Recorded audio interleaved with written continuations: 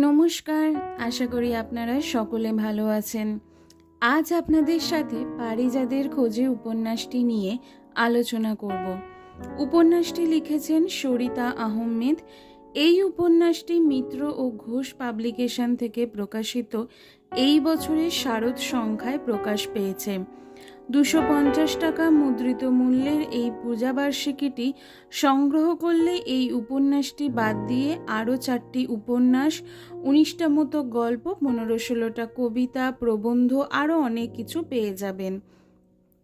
সরিতা আহমেদের এই উপন্যাসটি শুরু হচ্ছে অরুণাচল প্রদেশের দিরং নামক জায়গা থেকে। এটি একটি ট্যুরিস্ট স্পট। নিখিল একজন ভ্রমণপ্রেমী মানুষ হিসাবে প্রকৃতির সৌন্দর্য আস্বাদনের জন্য সেখানে যায়।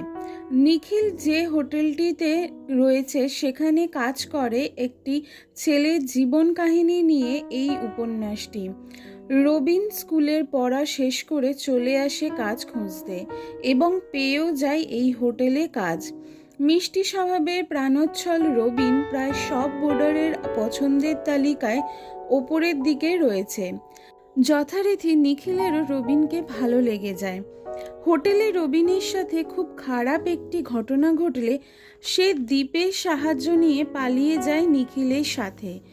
নিখিলের বাড়ি বর্ধমানে। তার বাড়িতে রয়েছে তার বিধবা মেয়ে ও ছোট নাতনি। রবিন প্রথম দিকে খুব ভয়ে ভয়ে থাকলেও পরে সবার সাথে মিলেমিশে যায়। নিখিল ও মিলির সাহায্যে রবিন তার কলেজে পড়ার স্বপ্নও পূরণ করে। রবিনের বাবুজি অর্থাৎ নিখিল আর্থিকভাবে তাকে সাহায্য করতে চাইলেও সে সেই সাহায্য নিতে চায় না।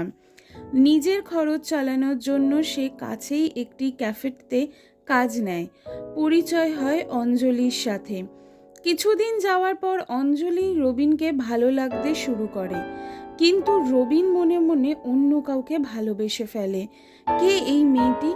রবিন কি পারবে শেষ পর্যন্ত ক্যাফের চাকরি সামলে পড়াশুনো শেষ করতে? উপন্যাসটি আমার বেশ ভালো লেগেছে। অত্যন্ত সাবলীল লেখনী লেখিকার। গল্পটি এগিয়েছে বেশ সুন্দরভাবে। মোটামুটি সব চরিত্রকে গল্পের আঙিনায় দেখতে পাওয়া গেলেও যাকে একদমই পাওয়া যায় না সে হলো রবিনের দিদি। উপন্যাসের প্রথম দিকে শুধু তার দিদি আছে এবং তার দিদির 17 বছর বয়সে বিয়ে হয়ে গিয়েছিল, এইটুকুই ইনফরমেশন আমরা পেয়ে থাকি। ভাইয়ের জীবনের এত কিছু ঘটে যাওয়া, এত চড়াই উতরাই সত্ত্বেও রবিনের দিদি তার ভাইয়ের প্রতি কোন খোঁজ খবর রাখা বা কোনো কিছুই আমরা জানতে পারি না। গোটা উপন্যাস জুড়ে কোথাও প্রত্যক্ষ অস্তিত্ব নেই তার দিদির। ভারী অদ্ভুত লেগেছে এই বিষয়টি আমার। পুরাণ অনুসারে সমুদ্র মন্থনের সময় লক্ষ্মী দেবী উদ্ভাসিত হয়েছিলেন সমুদ্রের ওপর। এই মন্থনে হলাহল বিষ ও অমৃতের সাথে একটি বৃক্ষ ভেসে ওঠে যার নাম পারিজাত। স্বর্গের বর্ণনায় পারিজাত বৃক্ষের নাম বারবার আসে। একটি ছোট পাহাড়ি গ্রাম থেকে উঠে আসা রবিনকে নিকষ অন্ধকারে ডুবে যাওয়া থেকে বাঁচায় নিখিল। সন্ধান দেয় স্বর্গের। এই স্বর্গকে পাবার উদ্দেশ্যেই চলতে থাকে রবিন। হয়তো পড়াশুনো শেষ করে নিজের পায়ে দাঁড়ানোটা রবিনের কাছে পারিজাত, আবার প্রথম ভালোবাসাকে নিজের করে পাওয়াটাও পারিজাত হতে পারে।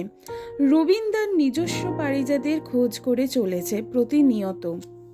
আজ তবে এই পর্যন্তই থাক। আবার অন্য দিন অন্য কোনো বইয়ের আলোচনায় আমাদের কথা হবে। ততক্ষণ আপনারা ভালো থাকবেন আর বই পড়তে থাকবেন।